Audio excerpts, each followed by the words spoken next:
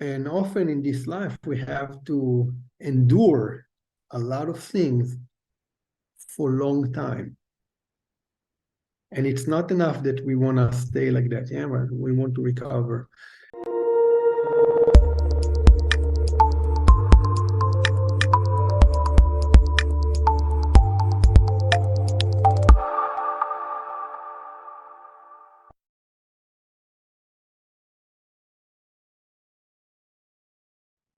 Before I start, I want to ask you guys, when you hear resiliency, what does it what comes to your mind? What is resiliency for you? While you're being under the pressure during the hard time, right? Because any kind of trauma or any kind of pressure, it can be relatively quick, or it can last long time. So when we think about resiliency, we need to think about endurance. The second thing is resilience itself. What is resilience? It's like the recovering. What does it mean? There's many definitions. I like to use the definition more or less from materials, right? So when you talk about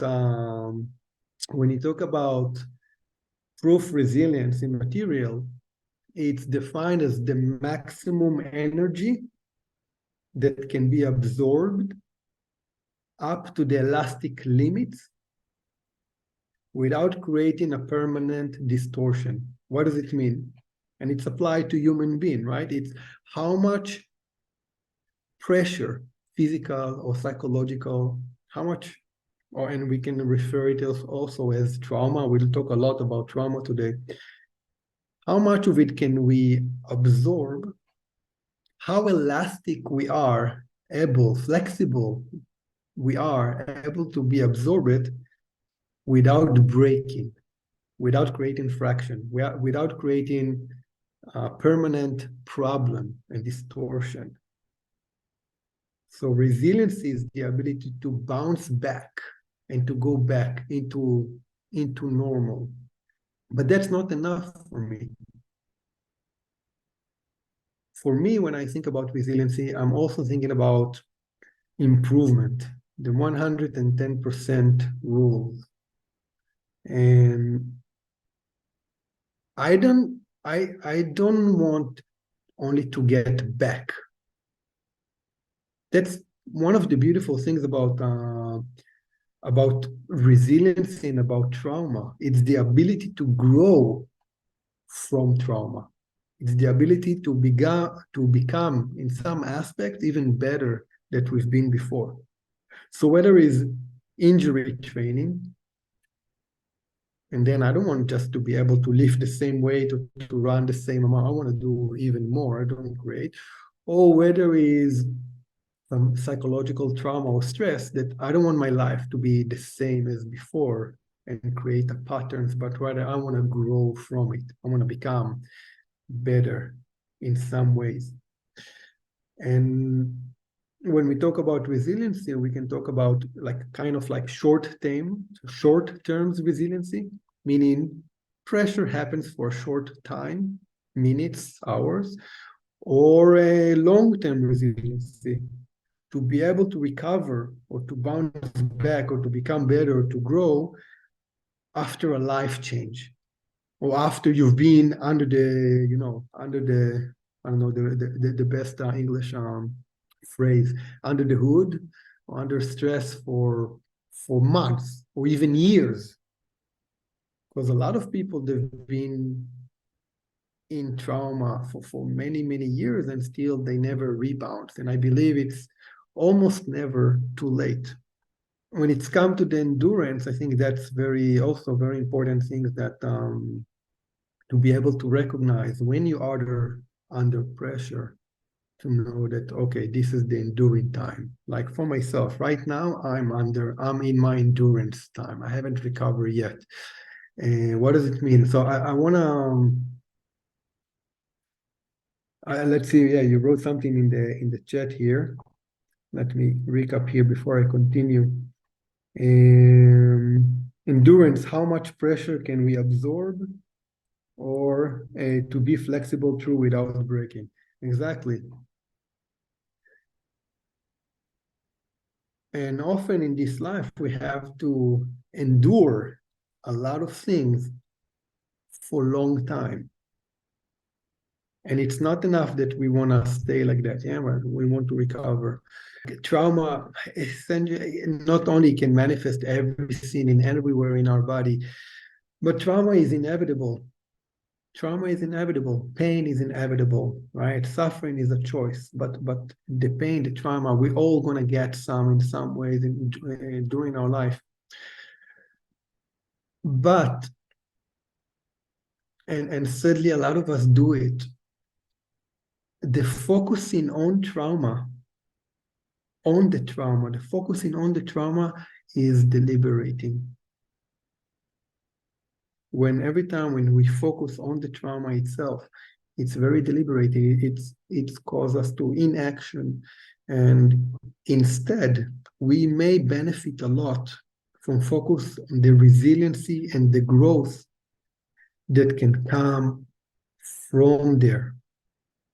I'll make a list of all kind of things that we can do when we deal with trauma, while we endurance of trauma, and afterward what we can do.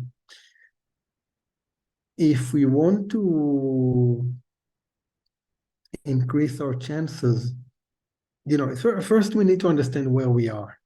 Okay, I know that for myself, I'm still in the endurance time. I haven't recovered yet. Like I'm not in my physical, not in my mental, and not in my emotional capabilities where I was before I came to Israel. I'm still not sleeping very well. I'm still like, so I know I'm still in the endurance time, but I also know that I'm going to recover, and I know that I'm going to become better even before, like, I'm going to break my records again as usual. Um, so if you're in the endurance time, I'll give you some tips. And if you're in after the trauma is something happened and finished, like Bernadette has mentioned, what we can do. So two major points that I think is important is first, after the trauma, is important to be active. It's important to do stuff.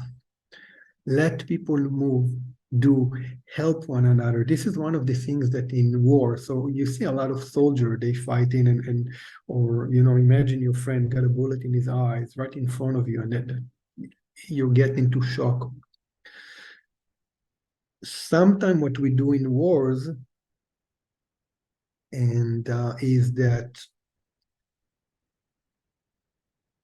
we tell people, okay, we'll deal with it later. You see someone is in shock, and maybe Adrian being also, he served in the army, maybe some other of you, and you see someone is in shock, and what you do is like you deal with him later, and that's wrong. What you have to do is right away let that person do something, help him, let him help someone else.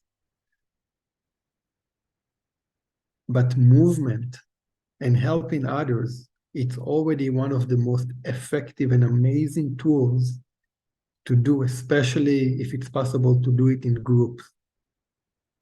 So whether you're just after trauma or you're inside a very traumatic event that happens right now, this is one of the ways that you can cope with it and start. And because if you do it correctly, it will make a huge difference in the recovery from trauma.